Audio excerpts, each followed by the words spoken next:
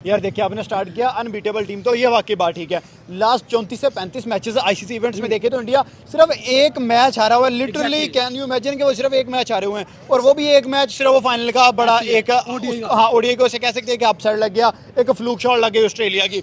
उस चीज़ का बदला उन्होंने चैंपियंस ट्रॉफी में ऑस्ट्रेलिया से ले लिया था। अब आते हैं टीम इंडिया की जर्नी पे। देखिए टीम इंडिया 2015 से 2022 तक बहुत सारे इन्होंने सेमीफाइनल और फाइनल्स खेले, लेकिन वहाँ जाके टीम इंडिया चौक कर देता था और लोग कहते थे कि टीम इंडिया अफ्रीका की तरह चौकर बन चुका है, बनने जा रहा है। लेकिन फिर रोहित शर्मा के हाथ में कैप्टनसी आती है टीम इंडिया की। भाई वो बंदा 23 का एशिया कप जितवाता है, 24 का T20 जितवाता है, 25 की चैंपियन ट्रॉफी जितवाता है। उसके बाद कैप्टनसी दे दी जाती है सूर्य कुमार यादव को, और सूर्या जब से कैप्टन बना तब से लेके अभी तक इंडिया एक भी T20 सीरीज नहीं आ रहा। आपने कहा उन्होंने एशिया कप में नो डाउट उन्होंने जैसा यूएई के साथ हाल किया, यूएई याद रखेगा कि भाई हमारे घर में आके किसी ने प्रोया था। उसके बाद पाकिस्तान की तो बात ही ना करें, लास्ट 6 मैचेस हम इंडिया से आ रहे हुए हैं, वन साइडेड मुकाबला है। टीम इंडिया अनबीटेबल इसलिए है क्योंकि उनको जीतने की भूख है। जब तक ये भूख नहीं मिटती ग्राउंड में आके उनको सुकून नहीं मिलता। तो इसकी वजह यह है कि वो उसको भूख मिटाने आते हैं। जब बंदे को भूख लगी होती है वो भूख मिटाता है और मिटा के इसे सुकून आता है। वजह ये हो गई। और अनबीटेबल ये जीतेगी एशिया कप, ये जीतने वाली है।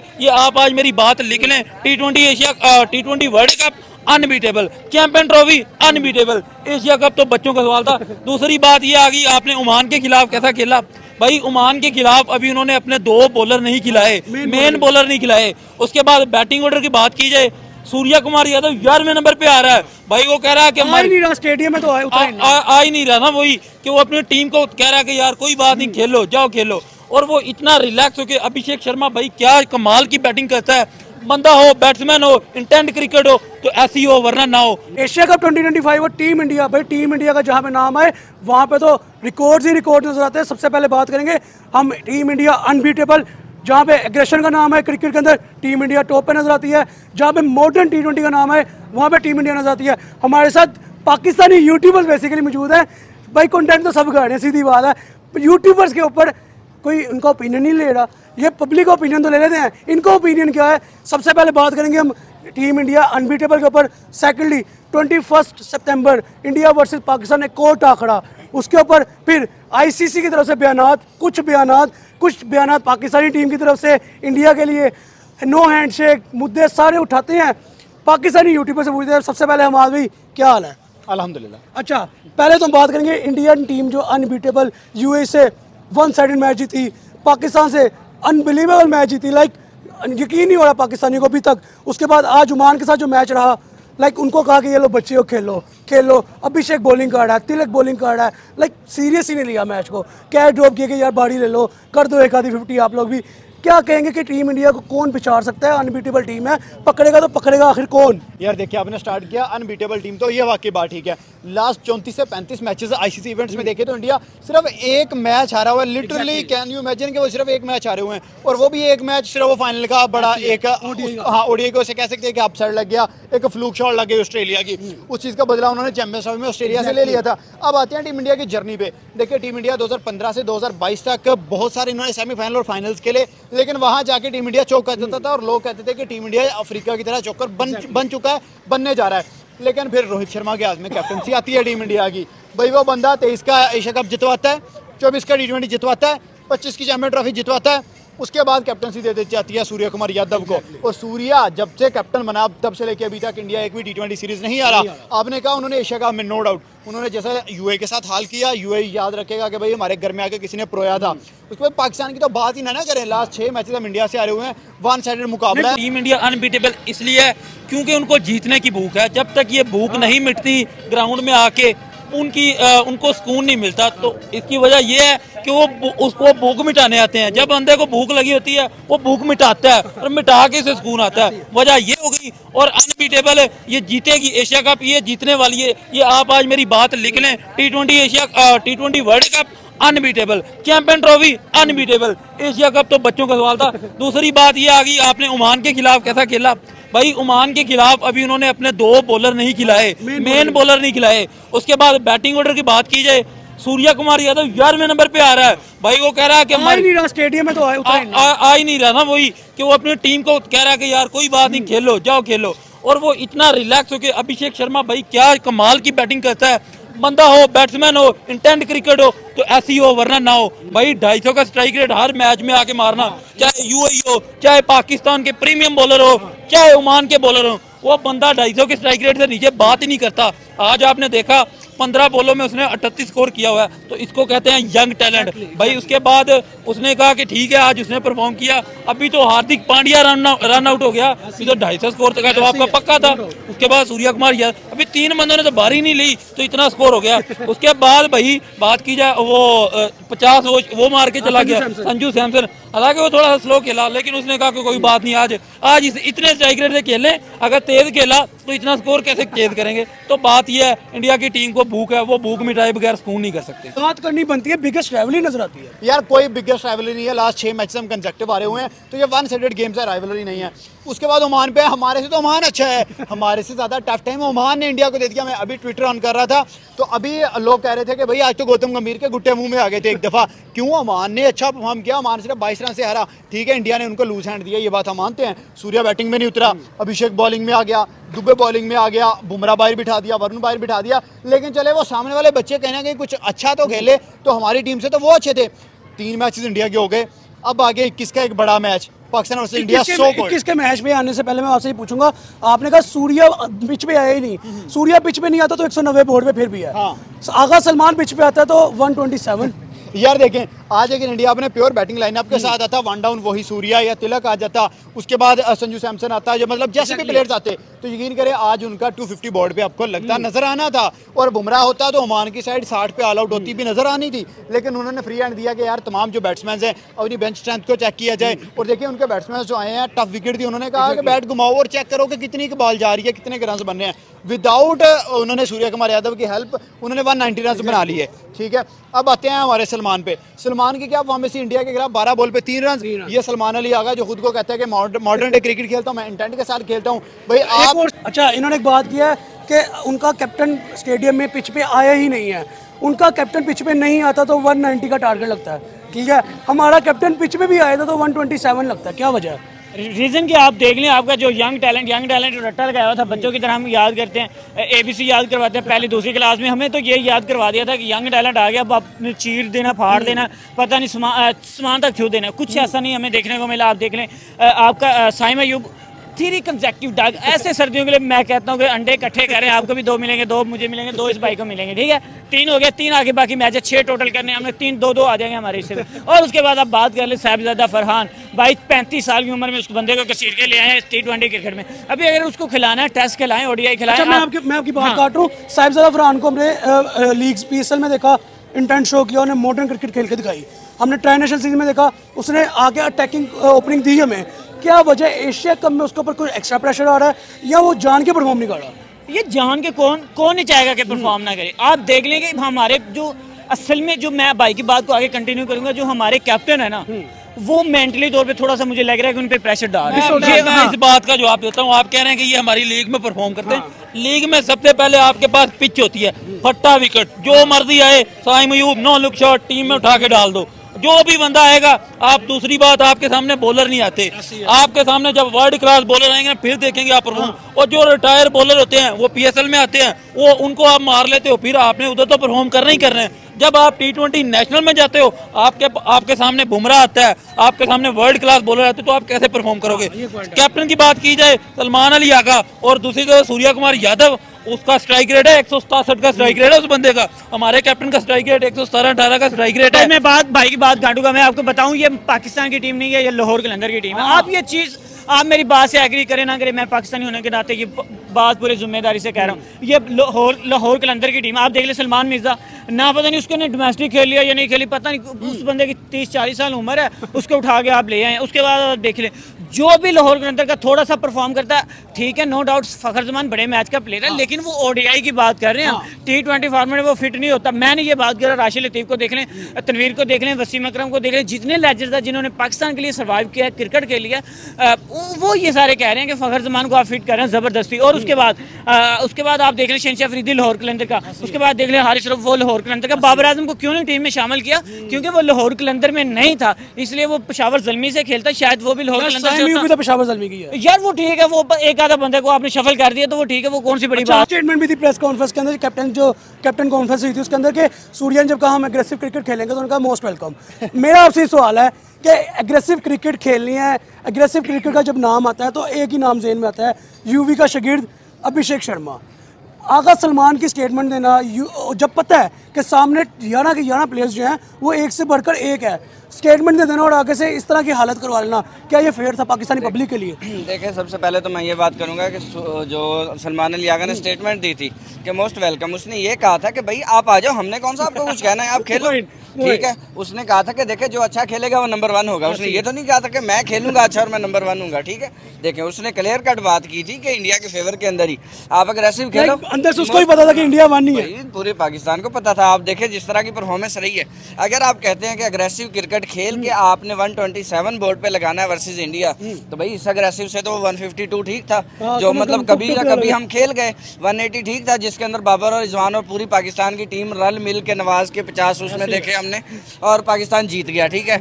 मतलब वो वाली क्रिकेट ठीक थी ना, मतलब कहीं ना कहीं हम जाके लड़ भीड़ के जीत जाते थे। अगर ये इंटेंट क्रिकेट है जिसके अंदर आपका कप्तान जो है वो 20 के स्ट्राइक रेट से खेल रहा है, ठीक है। आपने इवन ये पिछला मैच देखा होगा यूएई के खिलाफ, ठीक है, उसके अंदर भी अंडर 100 जो सलमान अली आगा का स्ट्राइक रेट था, ठीक है। तो आप कहाँ से इमेजिन कर सकते हैं कि मतलब हम जाकर 21 को उनका मुकाबला करेंगे। अब यकीन माने 95% एक और जो है लूज पाकिस्तान के हिस्से में आने वाली है। इंडिया की स्ट्रीक पाकिस्तान इस बार नहीं तोड़ रहा। आता हूँ बाद में। मैं आपसे पहले बात भी पूछूंगा कि आईसीसी पाकिस्तानी क्रिकेट टीम ने जो एक मेलो ड्रामा रचा के हैंडशेक नहीं किए गए, हम बाइकआउट करेंगे एशिया कप का, मोहसिन नकवी ने लेटर लिखा, उसके बाद जो पाकिस्तान की टीम यूएई के खिलाफ घंटा लेट मैदान में उतरी, उसके बाद जी एंडी पैक्रॉफ्ट को रिप्लेस किया जाए, रिप्लेस नहीं हुआ तो जी हमने उससे माफ़ी की वीडियो बना ली। आईसीसी ने अब जी एक लेटर लिखा है, एक ट्वीट किया है कि जिसके अंदर लिखा गया कि हम पीसीबी के खिलाफ अब एक्शन लेंगे, उनको फाइन चार्ज करेंगे। क्या ये मेलो ड्रामा चल क्या रहा है बेसिकली? यार देखिए, टू बी ऑनेस्ट मेरा बड़ा सिंपल सा ओपिनियन है इस चीज़ पे। सब दुनिया को पता है कि पाकिस्तान इंडिया की जंग लगी थी, पाकिस्तान इंडिया के आपस में ताल्लुकात अच्छे नहीं है। उन्होंने मैच जीता, मैच जीत के हैंडशेक नहीं किया तो व्हाट्स अ बिग डील, अगर नहीं किया तो वो अपने ग्राउंड में चले गए, ठीक है। आप लोग मैच जीतो, आप भी ना हैंडशेक करो। देखिए यहाँ पे स्ट्रेट पॉलिसी ये है कि जो जिसकी लाठी उसकी भैंस, वो बंदे मैच जीते। आईसीसी के रूल्स ऑफ बुक में आप देख लें कि हैंडशेक का जिक्र नहीं है, ये सिर्फ स्पिरिट ऑफ क्रिकेट पे होता है। अगर एक कंट्री के दूसरे कंट्री के साथ हालात अच्छे नहीं है तो वो चले गए ड्रेसिंग रूम में, 21 को जीतो चले जाओ ड्रेसिंग रूम में, किसने रोका आपको? ठीक है, सूर्या ने कहा कि मैं आर्म्ड फोर्सेस को अपनी करता हूँ, ट्रिब्यूट देता हूँ। आप 21 को जीत के आपको हम अपनी आर्म्ड फोर्सेस को देते हैं, बात यहाँ पे खत्म हो जाए। पाकिस्तान ने बेसिकली अपनी हार छुपाने की बात की। हमने यूएई के खिलाफ 1 घंटा मैच लेट शुरू किया, हमने थूक के चाटा, हमने यूटर्न लिया। अच्छा, हम यहाँ पे पीएसएल की डिबेट नहीं छेड़ेंगे, हम यहाँ पे एशिया कप के ऊपर रहेंगे कि देखें 14 सितंबर को इंडिया ने हमें बहुत इबरतनाक शिकस्त दी है। 21 सितंबर को अभी हम मैच आया नहीं, इंडिया का सामना अभी दोबारा हुआ नहीं, लेकिन हम स्टेटमेंट्स फिर देने लग पड़े हैं।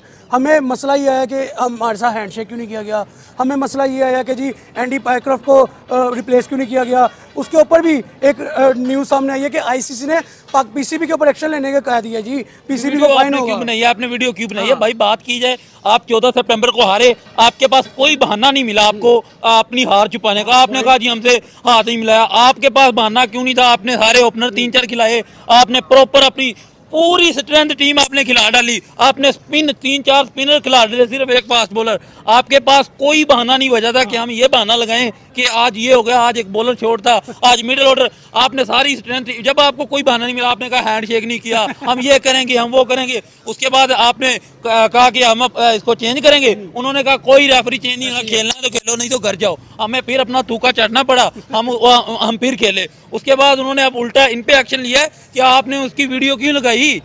मतलब हर तरफ से हमें लपेटा जा रहा है। 1 घंटा मैच जो लेट गए सर्वाइवल के लिए गए यूएई के खिलाफ, उसके ऊपर भी एक्शन आ रहा है, उसके ऊपर भी एक्शन आ रहा है, और हम यूएई से भी मर के जीते। मेरा एक सवाल है कि जब हमें पता है कि हमने यार खेलना ही है, हमारे पास हम इतना अफोर्ड नहीं कर सकते कि हम आईसीसी को आंखें दिखाएं, तो हम ऐसे पंगे ही क्यों लेते हैं? भाई आप आईसीसी को आंखें दिखा ही नहीं सकते। आप आईसीसी का चेयरमैन देखे, जेशा बैठा है, इंडिया का बंदा। आप कैसे कह सकते हो कि हम इंडिया से जीत जाएंगे? किसी भी आप क्रिकेट में किसी भी फील्ड में चले जाएं, आईसीसी उनकी चेयरमैन उनका बैठा है।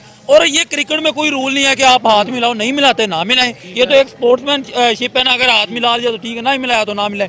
लेकिन आपको चाहिए था कि आप अपनी क्रिकेट परफॉर्मेंस से उनको जवाब देने को, जो आप दे नहीं पाए। आप अगले में 6 मैच आप लगातार हार चुके हैं उनसे, आगे 7वां हारने वाले हैं, तो आप जो मर्जी कर लें, इंडिया अगला मैच भी जीतेगा। अच्छा, आपने तो प्रेडिक्ट कर दिया कि 7वां मैच भी हम हारने लगे इंडिया से। मैं भाई से पूछूंगा कि पहली बात, इंडिया अनबीटेबल एशिया कप के अंदर रहते हैं, 3/3 की स्ट्रीक बन गई है उनकी।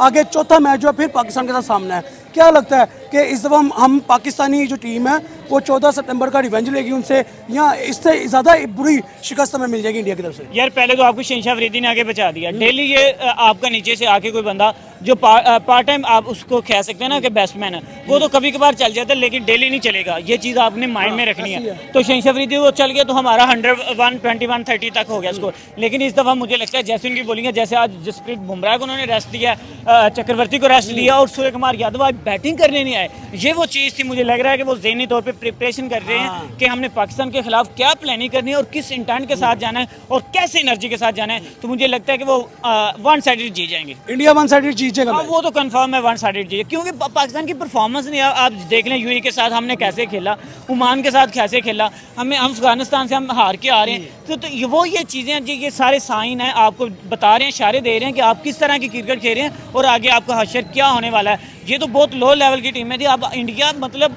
यार अभिषेक शर्मा वो अकेला बंदा नहीं मान, वो अकेला बंदा 135 करने की सलाहियत रखता है। 14 छक्के पाकिस्तान पूरी टीम मिलकर मार रहा है, वो अकेला बंदा 14 छक्के मार जाता है। तो वो ये चीज़ है, जो फैक्टर है जो इंडिया को थोड़ा सा आगे लेके जाते हैं। अच्छा, क्या लगता है कि फाइनलिस्ट जो हैं वो कौन से 2 हैं?